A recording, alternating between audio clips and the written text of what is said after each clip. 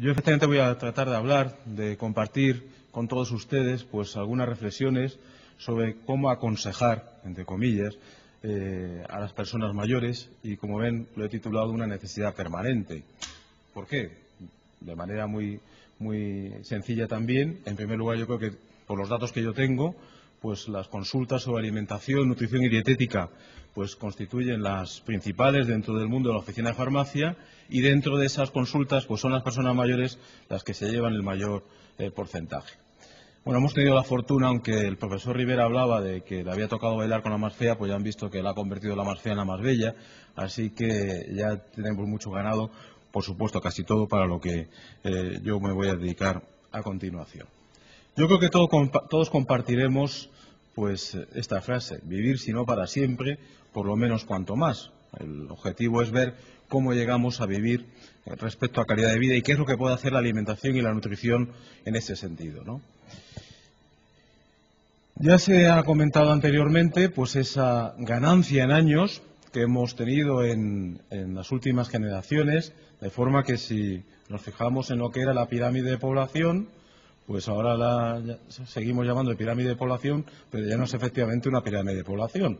Es decir, hemos ensanchado la pirámide de población y ahora lo que se trata es ensanchar la vida versus alargar la vida, que parece que razonablemente bien lo hemos conseguido, como creo que ya también se nos ha explicado y muy bien.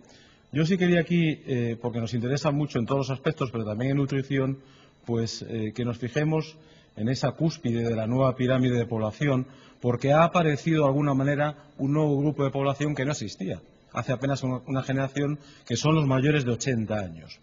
De forma que en nutrición nos ha pillado el toro en muchas cosas, pero si en algo nos ha pillado el toro es precisamente en conocer los requerimientos, las necesidades nutricionales de las personas mayores y, sobre todo, en el grupo de población que más crece, que son precisamente los mayores de 80 años.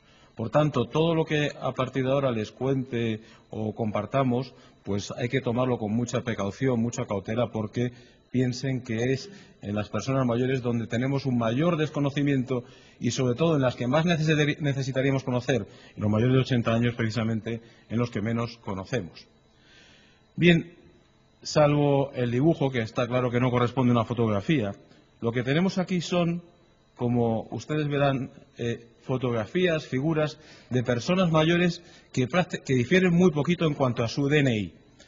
Esta diapositiva sería impensable en otro grupo de edad, porque serían muy parecidos y, sin embargo, aquí pues nos encontramos, ¿verdad?, ese rostro de dolor de esta viejiña, nos encontramos la dependencia, la discapacidad a la que se ha referido el profesor Rivera, esta pareja que parece que se lo sigue pasando razonablemente bien, y eso que, pues, en principio, lo que nos muestra es una heterogeneidad.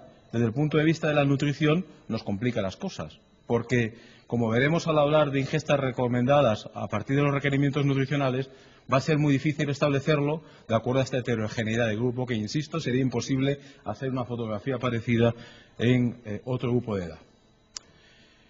Bueno, estos son datos de un proyecto europeo que muchos de ustedes ya conocerán, que es el proyecto Seneca, un proyecto, el primero que se hizo longitudinal a nivel europeo para conocer pues hábitos alimentarios, estado nutricional en personas mayores en Europa, incluido España, coordinado en este caso en España por la profesora Moreiras y a nivel europeo por el profesor Jaubas. Y bueno, hubo un seguimiento de 10 años. Ese es, digamos, el punto importante que tiene este proyecto Seneca, aparte de ser bastante pionero, y ello que permitió, bueno, pues en gran medida también comprobar algo que ya se ha comentado, y es que las mujeres en este proyecto Seneca vivían pues bastante más que las mujeres, que los hombres, es decir, las tasas de supervivencia. Algo también importante, y es que, a pesar de que veremos a continuación que en nuestras personas mayores en España pues hay problemas, como no, en alimentación y nutrición, si nos fijamos en las curvas de supervivencia de la población sureuropea de personas mayores, comparativamente con el norte y con el este, pues nos encontramos que son las personas mayores del sur europeo las que viven más, las que tenían unas mayores tasas de supervivencia. Con lo cual, bueno, de alguna manera, comparativamente con otras latitudes, pues no estamos del todo mal, aunque con problemas, como veremos a continuación.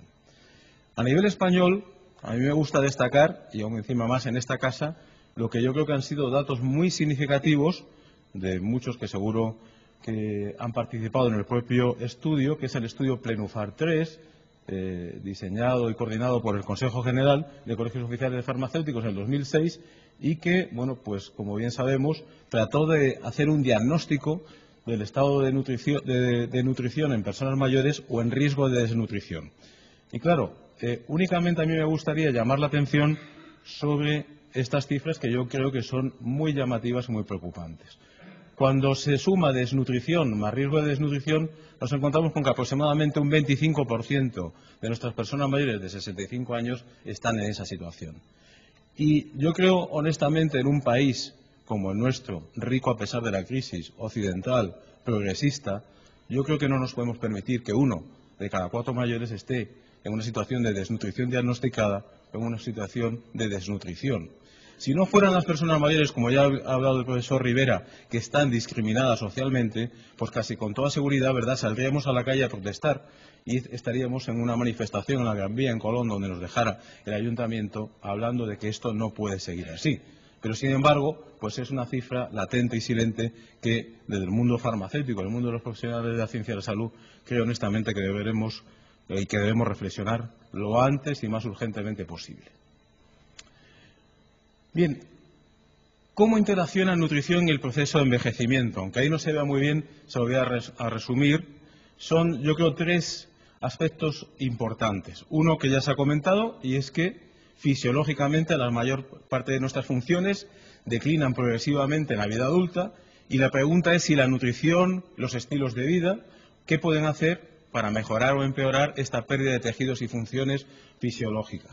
Hasta ahora hemos sido bastante pasivos, creo yo, es decir, hemos aceptado que fisiológicamente pues es menor nuestra capacidad muscular, nuestra salud ósea empeora, nuestra capacidad renal, etcétera, etcétera. Yo creo que hay que ser más proactivos y veremos a continuación que algo se puede hacer.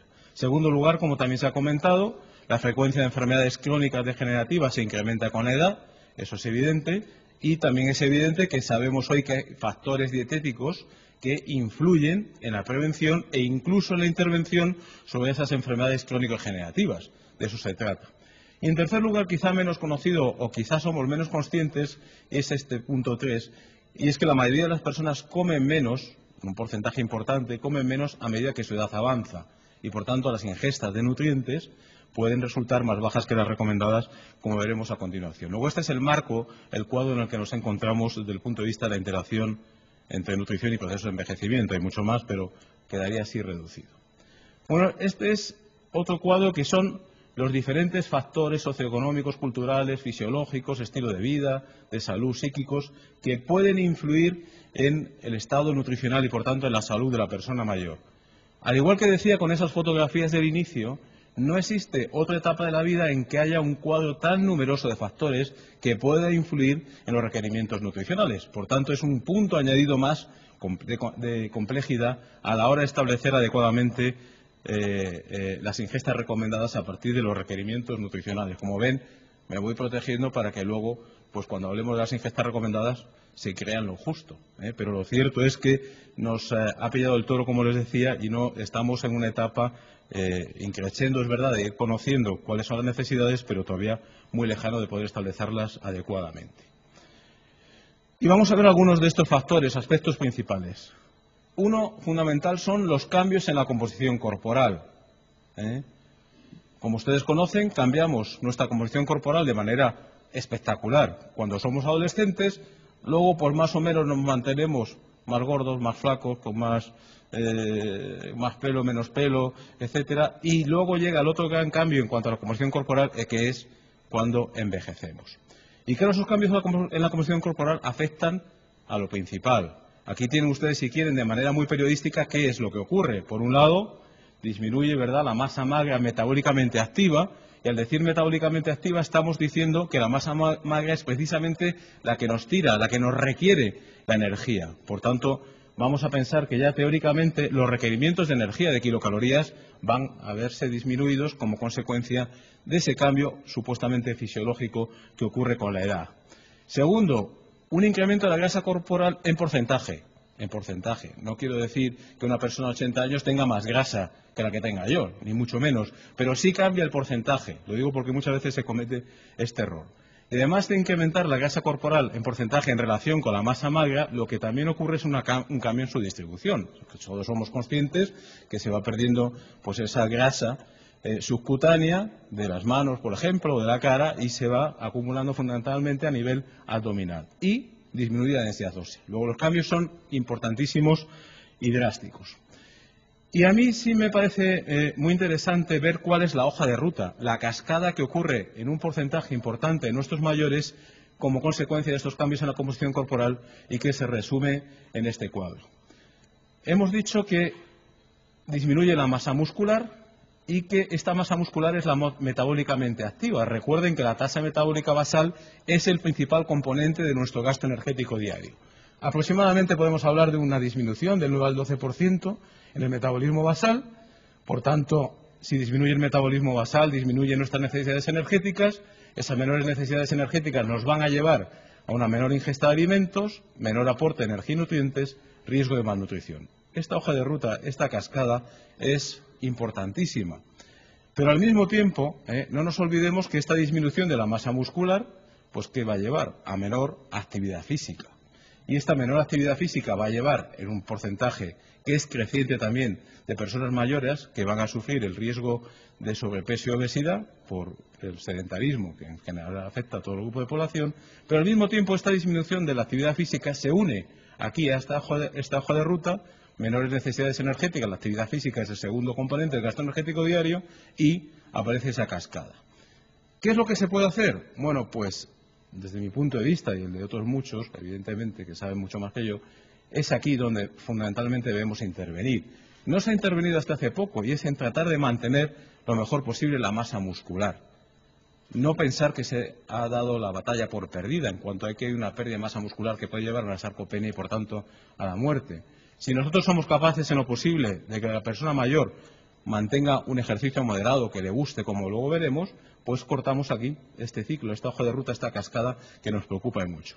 ¿Por qué? Porque aquí tenemos que aproximadamente un 40% de nuestras personas mayores de 70 años están consumiendo dietas de unas 1.500 kilocalorías al día o menos. ¿Y qué es lo que ocurre? Bueno, pues ocurre que en esas 1.500 kilocalorías al día o menos es muy difícil vehiculizar fundamentalmente los micronutrientes. Para las personas mayores no han cambiado sus necesidades pues de calcio, de zinc, de ácido fólico, etcétera, y lo tienen que incluir en la mitad de energía. Ese es el gran reto. Por tanto, somos capaces de diseñar adecuadamente dietas con una elevada densidad nutricional o nos encontraremos, como es relativamente frecuente, con deficiencias en micronutrientes. Recuerden que esas 1.500 kilocalorías al día son, en muchas ocasiones, esas dietas hipocalóricas que empezamos ahora a pensar para ponernos el bañador, el tanga, etcétera, en verano, y lo difícil que es diseñarlas adecuadamente para que contengan esos micronutrientes que, insisto, no cambian porque pasemos de 3.000 kilocalorías al día a 1.500. Bien, un punto yo creo que también es importante y bastante novedoso es si el índice de masa corporal, que es la medida más sencilla, la que más utilizamos pues para evaluar el peso correcto o no, es adecuado en las personas mayores. La mayor parte de los últimos estudios, ¿qué es lo que indican? Pues que un índice de masa corporal de 25-28, ¿verdad?, que sería indicativo de sobrepeso, pues en un adulto joven.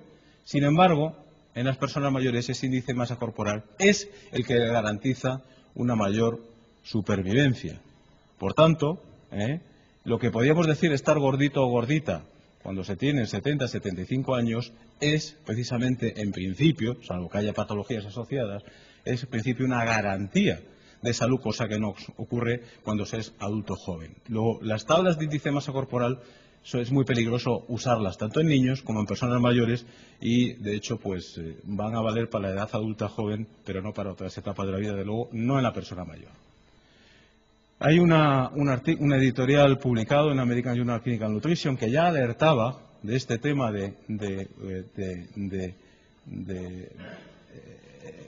ser excesivamente rigurosos en el índice de masa corporal y en el sobrepeso y la obesidad en las personas mayores y poner en juego lo que es la salud pública de las personas mayores. En este estudio Seneca, que luego se ha continuado a nivel europeo, en el que hemos participado en el estudio HALE, Health Aging Longitudinal Study, que es un estudio metaanálisis del Seneca, de un estudio FINE en 5 países europeos y del estudio de los 7 países, pues ¿qué es lo que encontramos? Lo que les estoy comentando. Fíjense ustedes, la mayor tasa de supervivencia se producía cuando el peso era estable, es decir, cuando no había pérdida involuntaria de peso. Y cuando hay una pérdida involuntaria de peso de más de 5 kilos, es cuando las tasas de supervivencia eran menores en esos 10 años de seguimiento. El problema de la masticación, ya ha hecho referencia el profesor Rivera al mismo, y yo creo que es muy importante porque no somos conscientes. Probablemente también es algo por lo que debemos clamar, y es que se incluya dentro de la prestación sanitaria pública.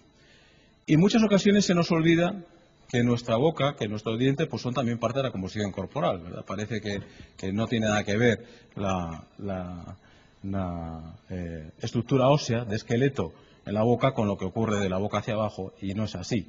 ¿Y qué es lo que ocurre al ser estructura ósea como un fémur, tibia o peroné?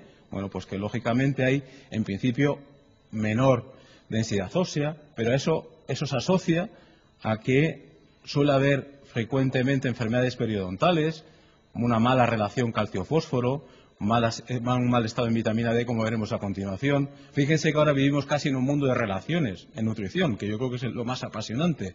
Calcio, vitamina D, sodio, potasio, omega 6, omega 3, etcétera. Es decir, ya no vamos hablando de nutrientes individualmente, sino ya hablamos de relaciones o de sinergias. Por tanto, ¿a qué es lo que lleva estos problemas de la masticación? Pues a lo que hemos visto en muchas ocasiones, a una modificación de los modelos dietéticos hacia peor. Lógicamente se van a excluir pues alimentos como la carne, se excluyen algunos tipos de fruta, y ahí yo creo que tenemos una labor importantísima de aconsejar cómo cocinar, cómo conservar, cómo buscar alternativas. Al mismo tiempo, menor secreción de saliva, sequedad de boca. Por tanto, este es uno de los principales problemas que afectan al estado nutricional de las personas mayores y que yo creo que no se le presta la atención suficiente. Igual que tampoco se le suele prestar la atención suficiente pues a lo que es la disminución de algunos sentidos que, si nos fijamos, es lo que en muchas ocasiones nos lleva a tener apetito o no. El gusto, normalmente pues el gusto ha sido indiscriminado dentro de los sentidos, a veces por razones religiosas, etcétera, pero lo cierto es que el gusto no ha estado bien visto. Bueno, pues el gusto nos viene muy bien desde el punto de vista de mantener el apetito en las personas mayores. El problema es que se pierde la capacidad gustativa cuando se envejece, hay pérdida de las papilas gustativas, cambia también la distribución de esas papilas gustativas, nos encontramos con deficiencias bastante habituales en algunos micronutrientes que son críticos, como es el zinc, que es un mineral que siempre es importante, pero en las personas mayores aún más, porque es un mineral importantísimo para mantener el sentido del gusto, para mantener también la función inmunitaria, el empleo de fármacos que ya se ha comentado que nos pueden afectar al sentido del gusto. ¿Y qué es lo que ocurre? Bueno, pues que cambian, como bien sabemos, la percepción de los sabores. ¿Qué es lo que ocurre? Pues se mantiene el sabor dulce y el que más se pierde es el sabor salado. De forma que a veces, ¿verdad?, los abuelos y las abuelas parece que se vuelven a su niñez, le gusta todo lo dulce. No es que le empiece a gustar todo lo dulce, es que es el sabor que reconocen mejor y al mismo tiempo todo les parece soso. Incluso podemos estar cocinando con la misma cantidad de sal que lo hacíamos y les va a parecer siempre soso. Aquí hay un gran reto en el cual la industria agroalimentaria pues también ha cogido ese mismo reto pues de utilizar saborizantes que permitan mantener el sabor, etcétera, pero todavía de manera muy incipiente. Bueno, este es un punto fundamental. Yo creo que esto sí somos o vamos siendo bastante conscientes, es que se pierde la sensación de sed y, por tanto, pues en las personas mayores hay que tratar de que beban aunque no se tenga sensación de sed, porque hay mayor riesgo de deshidratación, fisiológico, miedo a la incontinencia, esa pérdida de la sensación de sed, los fármacos en muchas ocasiones, problemas cognitivos, que se olviden de beber un vaso, problemas mecánicos, que les cueste coger un vaso, en fin, hay un buen listado que dificulta el problema de hidratarse adecuadamente. De forma que las recomendaciones, y luego lo veremos en la pirámide alimentaria para las personas mayores, pues son de que al menos haya 8 raciones de fluidos. ¿Tienen que ser vasos de agua estrictamente como ponemos en nuestra pirámide alimentaria? No. Hay que ser en eso, yo creo, flexible e inteligente. Vasos de agua, sopa, infusiones, ¿por qué no? Es decir, yo, desde luego, en el caso que no haya patologías asociadas ni problemas, pues ¿por qué no le vamos a dejar que siga tomando una cerveza o un vaso de vino, si es que le apetece, y va a disfrutar? Es decir, y además le va a ayudar a mantener ese apetito que muchas veces disminuye. Y, por supuesto, bueno, pues si hay problemas ya casi clínicos de atragantamiento, etcétera, pues ahora hay muy buenas fórmulas de aguas gelificadas que también se utilizan. Problemas gastrointestinales que también nos afectan al estado nutricional. Aquí hay algunas situaciones muy conocidas: el estreñimiento, el descenso en la capacidad de absorción, que hay que insistir que, por tanto, necesitamos alimentos con mayor densidad nutricional, el problema de la gastritis, interacción nutriente-fármacos, que no voy a insistir, ya se ha hablado de la polimedicación, y es algo que también hay que recordar que, claro, llegamos ahora a los 78 años aproximadamente los varones en España, a los 85 las mujeres, pero como llegamos con achaques, pues ¿qué hemos hecho? Extender el periodo de exposición a posibles interacciones de nutrientes-fármacos, porque los achaques siguen empezando a la edad malona, a los 40, 40 y tantos, esos factores de riesgo, y empezamos a medicarnos. Como antes se moría uno antes, hace una generación, pues el periodo de exposición era menor que el que ocurre en la actualidad.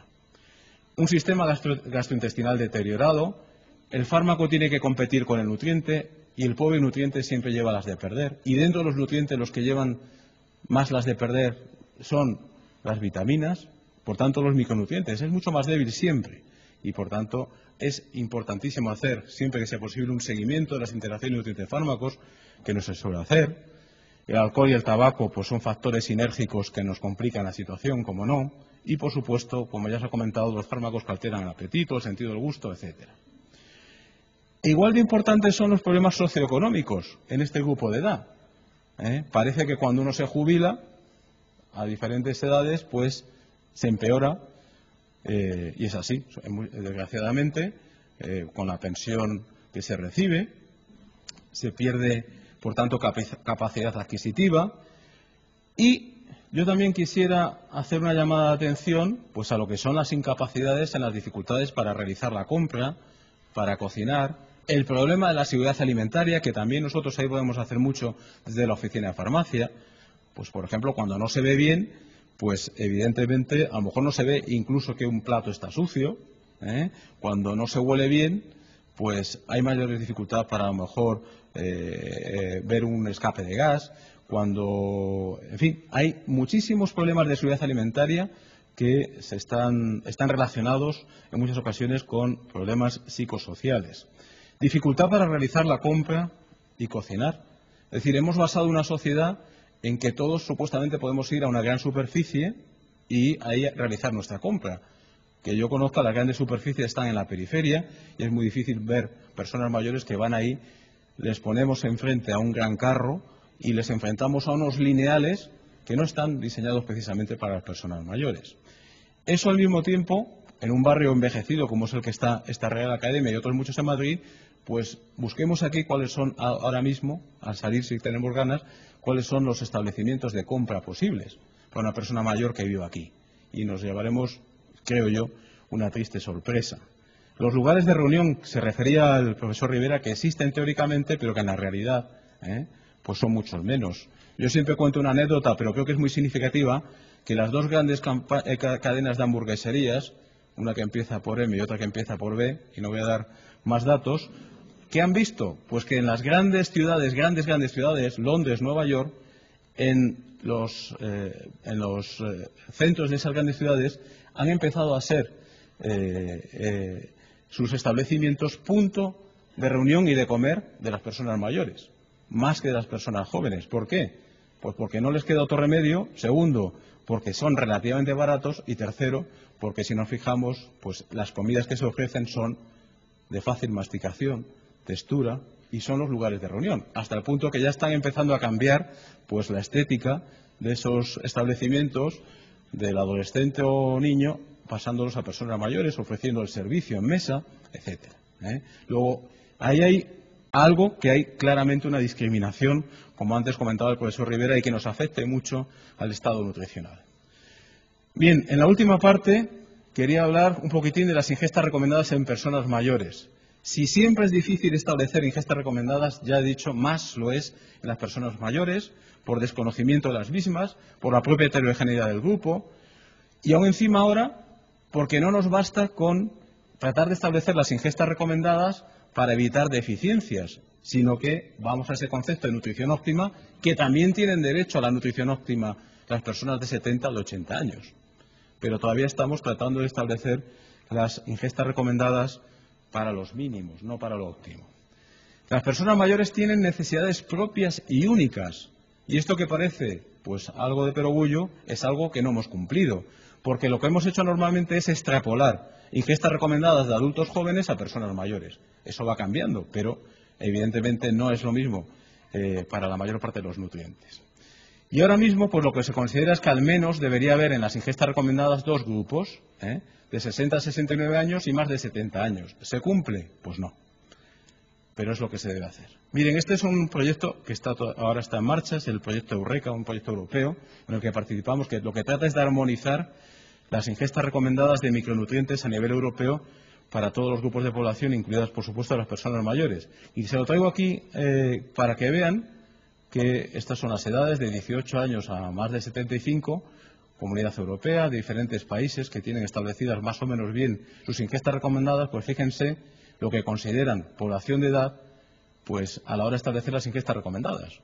Una heterogeneidad tremenda. Eso es impensable si nos fijamos en las ingestas recomendadas en los niños, que están bien establecidas. Puede haber una pequeña diferencia de 4 a 6 años, de 6 a 9, etcétera, pero no estas diferencias tan marcadísimas, ¿verdad? Bueno, y vamos a hacer algunos mensajes sobre energía y algunos nutrientes. Las necesidades de energía ya hemos dicho que en principio disminuyen con la edad. Está bastante discutido. Se habla de 300 a 600 kilocalorías al día, lo que viene a suponer que disminuirían un 30% entre los 20 y 80 años. Menor actividad física, también se debe a esa menor tasa metabólica que hemos hablado. ¿Y esto a qué lleva? Pues a que un alto porcentaje de este grupo de personas de edad consume dietas de 1.500 kilocalorías al día o menos, que son muy inadecuadas por lo que decía. ¿Cuál es la cifra que se viene estableciendo? Unas 30 kilocalorías por kilo de peso corporal. Como ya también se ha manifestado el profesor Rivera, sé la intención del Instituto Tomás Pascual de publicar y, por tanto, pues no voy a detener en todos los datos porque lo tendrán a su disposición las ponencias. En cuanto a proteínas, bueno, pues aquí también existe bastante discusión. Ha habido mucho tiempo en el cual se hablaba que como consecuencia de esa menor masa muscular, pues deberían ser menores también las ingestas recomendadas de proteína. Sin embargo, pues ahora, fíjense que incluso son un poquito superiores las ingestas recomendadas de proteína, 0,9 a 1,1 gramos por kilo de peso y día, frente a los 0,8 gramos por kilo y día que tiene un adulto joven. Pueden ser menores, por supuesto, en caso de alteraciones hepáticas o renales, para no complicar esos estados. Son mayores en estados hipercatabólicos por enfermedad, infección, cirugía, hasta 1,5 gramos por kilo de peso y día, que son situaciones mucho más frecuentes en las personas mayores que en las que no lo son. Y hay que tener en cuenta la calidad de la proteína para mantener el apetito. Si en alguna ocasión hay que tenerlo en cuenta es sobre todo en las personas mayores comparativamente con otros grupos de edad.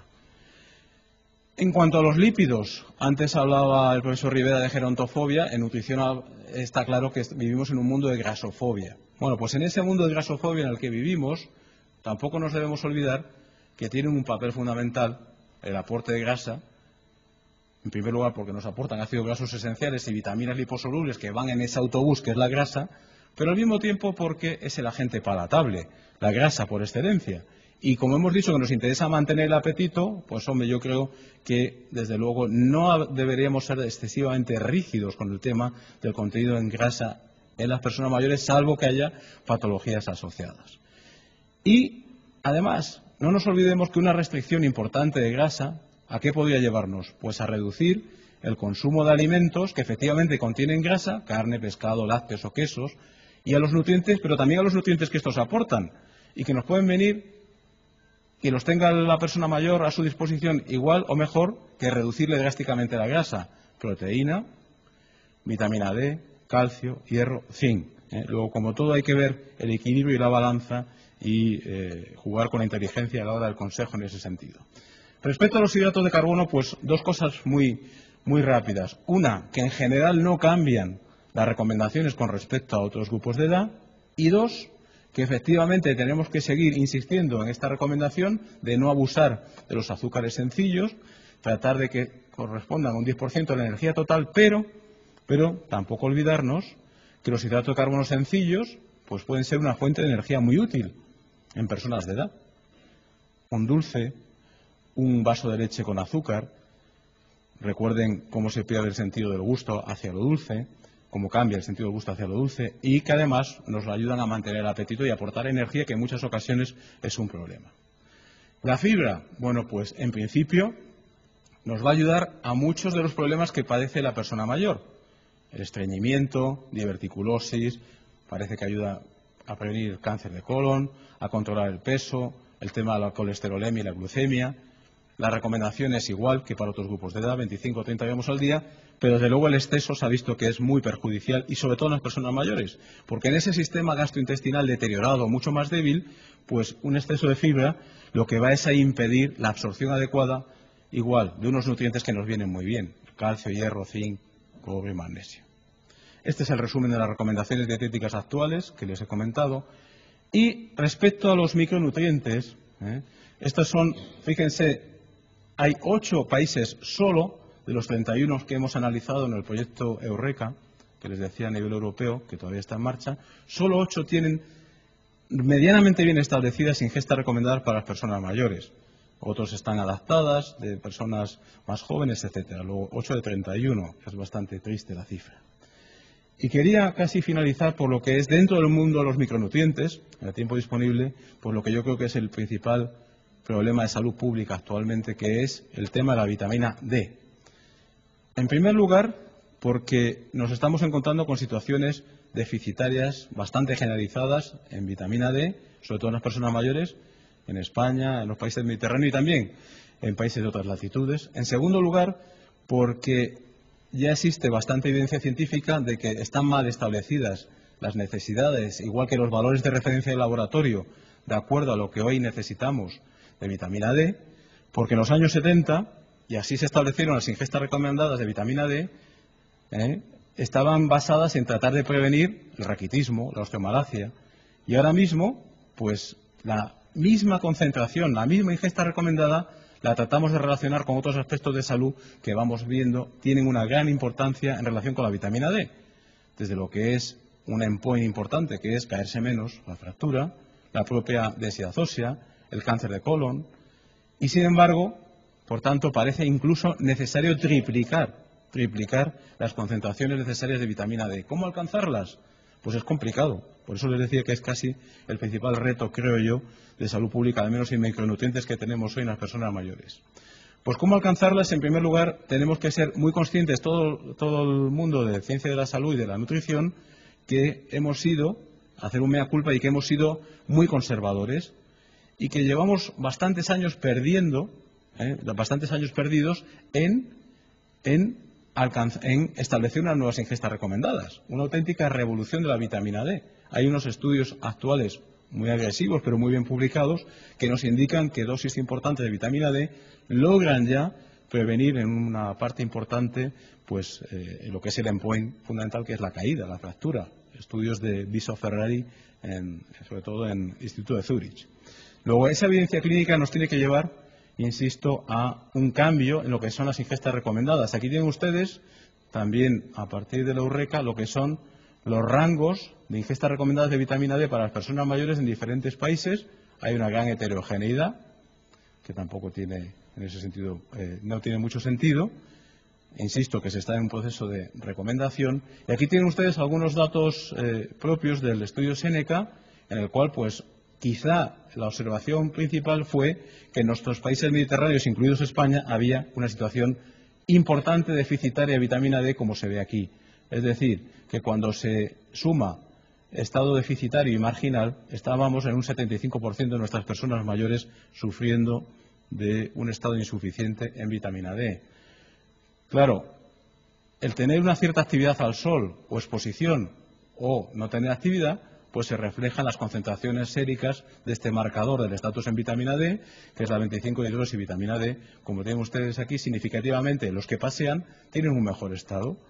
Y, pues yo siempre digo, dentro de la decencia, siempre que sea posible, pues que las personas mayores vayan con la menor ropa posible. Si hubiera un dermatólogo, pues evidentemente diría, ¿qué estás diciendo? Estamos hablando, no va a estar la persona mayor 8 horas, ni 7, ni 6 expuestos al sol, pero esa media hora o una hora que se recomienda, o 2, ¿por qué no? Pues es mejor que esté, como se ve aquí, pues con manga corta, remangadas hasta las rodillas, etcétera, porque repercute de manera muy importante en los niveles séricos de vitamina D.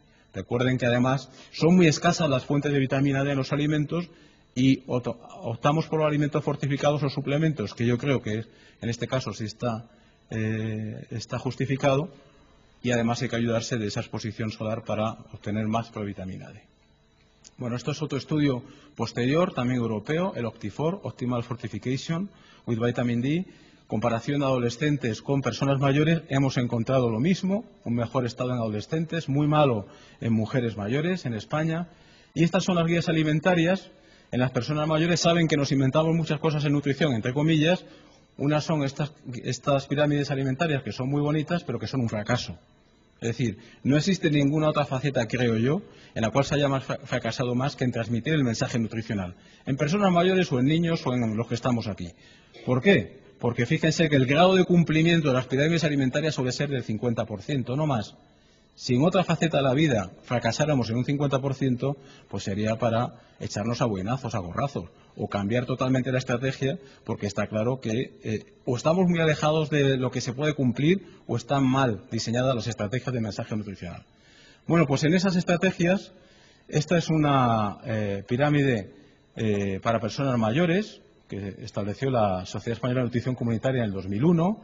A diferencia de la población adulta joven, pues como ven ustedes aquí, en la base de la pirámide se insiste en esa ingesta de fluidos, en la actividad física gratificante, y se pone aquí una bandera que no existe en la población no mayor, que es evaluar la prescripción de suplementos individualmente, calcio, vitamina D, vitamina B12, folatos, etcétera. Esos son los puntos principales. Esa pirámide española está derivada de una pirámide que diseñaron en el año 1999, Russell, y que es muy parecida a la que les he mostrado. Y muy recientemente, en el 2008, el mismo grupo de Russell, en Boston, pues han adaptado la nueva pirámide alimentaria a la población norteamericana para personas mayores. ¿Qué es lo que han añadido? Bueno, ven ustedes aquí, sigue la importancia de los fluidos, y han añadido pues el disfrute con la actividad física, con las tareas del hogar, en la base, igual de importante que el resto de alimentos o que, desde luego, recomendaciones clave que hemos concluido en el proyecto HALE que les decía, que yo creo que son pues bastante sensatas. Estabilizar el peso corporal en la edad avanzada. Ojo con el índice de masa corporal. Mantener baja la presión arterial sistólica por debajo de 140 y el colesterol sérico. Consumir una dieta de tipo mediterráneo, estar físicamente activos, preferentemente 30 minutos al día. Si se bebe alcohol, hacerlo con moderación. Si no se bebe, pues seguir sin hacerlo, por supuesto. No fumar, claramente. Realizar actividad física acorde con las posibilidades. Y en este sentido hay dos aspectos importantes. El inevitable deterioro relacionado con la edad per se es modesto, especialmente en relación con la fuerza y vigor necesarios para actividades rítmicas como caminar o nadar. Es decir, que excepto para aquellas personas que sufran de una incapacidad, no vale la excusa de que yo no puedo, porque no está justificado, pensamos fisiológicamente, al menos por los datos globales de este macroproyecto HALE. Y, por supuesto, esta otra afirmación, que yo creo que también es importante, aunque no deja de tener un riesgo animar a las personas de edad avanzada a incrementar la actividad física, los peligros de permanecer innecesariamente inactivos pueden ser aún mayores. Luego hay que realizar actividad física, pues al que le guste bailar que baile, nadar, pasear, ejercicio tutorizado, disfrute siempre, Las ventajas son múltiples, mejora la calidad y la esperanza de vida, disminuye la pérdida de masa muscular, como ya hemos dicho, y asociada a ello la pérdida de masa ósea, riesgo de enfermedad cardiovascular menor, en fin, pues todo lo que son esos factores de riesgo que hemos hablado. Mejora la función cognitiva. Estos son datos bastante recientes que se evidencian pues en cada artículo que sale. Y finalizo pues diciendo: come, bebe, sé saludable y serás feliz, y a ser posible pues siempre en compañía y en movimiento. Y yo creo que tenemos esa revolución pendiente. El profesor Rivera, pues como siempre, es muy modesto, pero hemos tenido aquí al pionero, un pionero de la geriatría, pero todavía es muy escaso. No están los servicios de geriatría en todos los hospitales. ¿Qué pensaríamos si vamos a un hospital y no encontramos un servicio de pediatría? Pues sería, diríamos, bueno, ¿qué es lo que está ocurriendo? Y sin embargo, pues yo creo que todavía no nos llama la atención que no haya servicio de geriatría o cátedras de geriatría en las universidades. Vuelvo a la edad, ¿qué es lo que pasa con la pediatría? Asignatura de geriatría. ¿Quién los defiende? ¿Quién protesta por ellos? Pues yo creo que eso es una buena función que tenemos todos. Luego es la revolución pendiente. Aquí tienen, bueno, esto es una guía de orientación nutricional para personas de edad que elaboramos con la Consejería de Sanidad de la Comunidad de Madrid y que está a su disposición en la página web de la Consejería de Sanidad para aquellos que estén interesados. Y por último les invito pues el próximo lunes 20 de abril a las 12:30 en la Asociación de la Prensa, en la calle Juan Bravo, pues a la presentación de esta monografía que hemos elaborado, hemos coordinado desde la Universidad CEU San Pablo en colaboración con el Instituto Tomás Pascual, y que es Retos de la Nutrición en el siglo XXI ante el envejecimiento poblacional. Están todos invitados y hay lo bueno del libro son los autores, entre ellos el profesor Rivera. Nada más. Muchas gracias.